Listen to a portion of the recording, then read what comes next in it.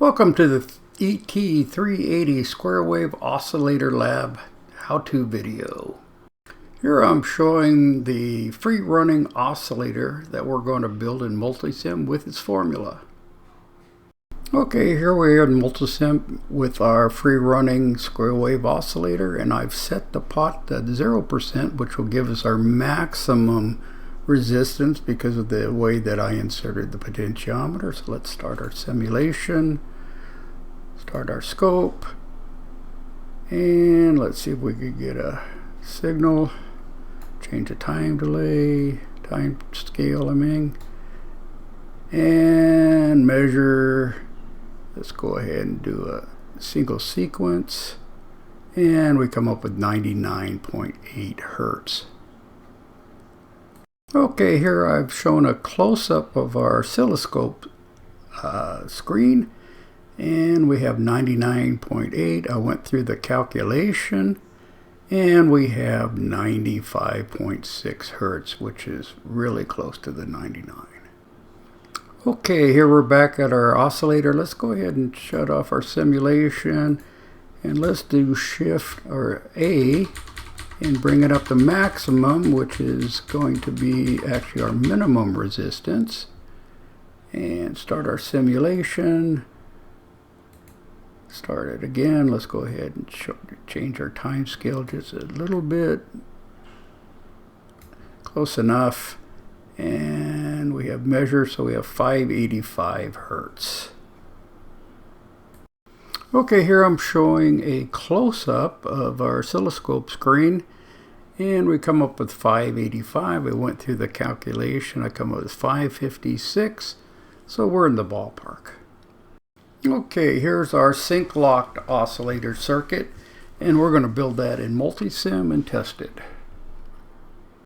I'm using the formula from the first circuit in order to calculate our free running frequency, and with it set at midpoint at 25K, I come up with 158.7 Hertz, which we're going to set the...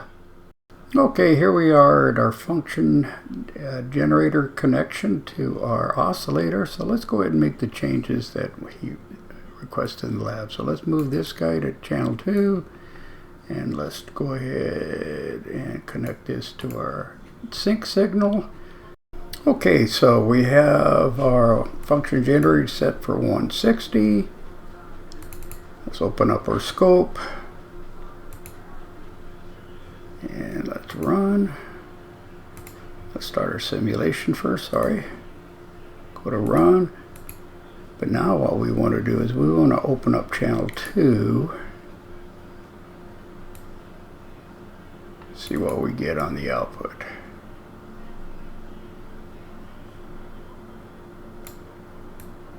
There we go. It's ugly, but let's take a look at our channel 2 here. Channel 2, frequency. Okay, so it's the same. So we have 160 Hertz on both. Okay, here's a close-up of our oscilloscope screen showing the blue as our output signal and the yellow being the sync signal. And we're both at 160, so that looks good. Okay, we're back at our circuit, and we're going to check the extents of our frequency changes. So let's get rid of our function generator here, and let's bring in the adjuvant function generator so we could spin the dials.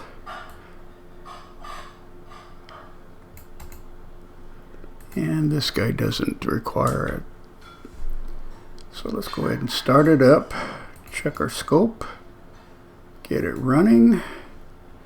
Make sure yellow's on. Actually, yellow doesn't have anything yet, so let's go ahead and go to square.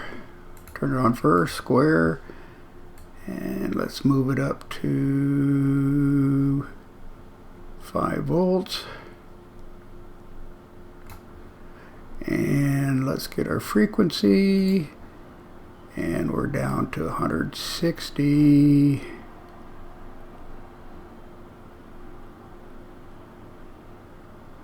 Good. Let's go ahead and take a look at our scope. And it says to go ahead and let's check it out. Let's go to single sequence. And we'll get that. So let's go upwards and see what happens.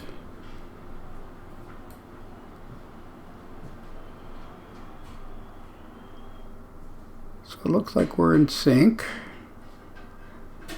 Even our frequency's out though. So let's go back and see when we lose it.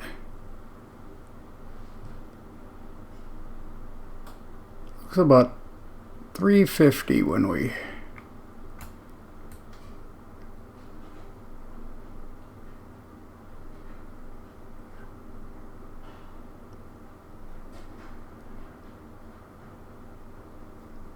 there we go. Wait a minute, 240.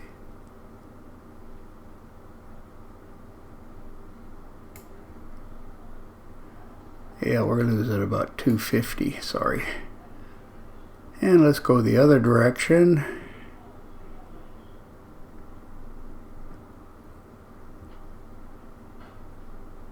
Get back to 160.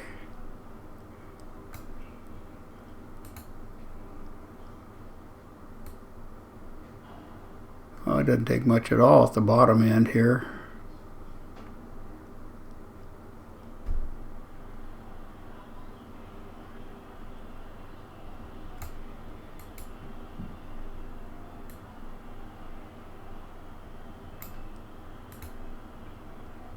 Yeah, doesn't take much on the bottom end. Here's a schematic of our free running square wave inverter oscillator, and I was not able to get this device oscillating in multisim. Probably works as a real circuit, but it did not work in multisim. Here's our free running square wave inverter oscillator with some more components, and this one works. So we're going to go ahead and take a look at it in multisim. Here's our free running square wave inverter oscillator in multisim. So let's go ahead and restart it, open up our scope, get it scope running, and this is with the pot at the lowest point. So let's take a look at this and see what we got in measure.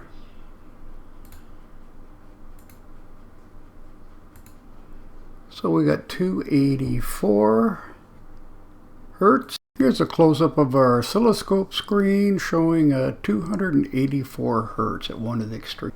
Okay, we're back. Let's turn off our simulation and let's move our pot to the maximum.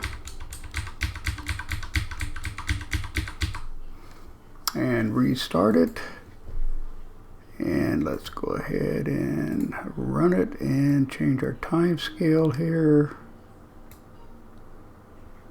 and we have a 4.45 megahertz.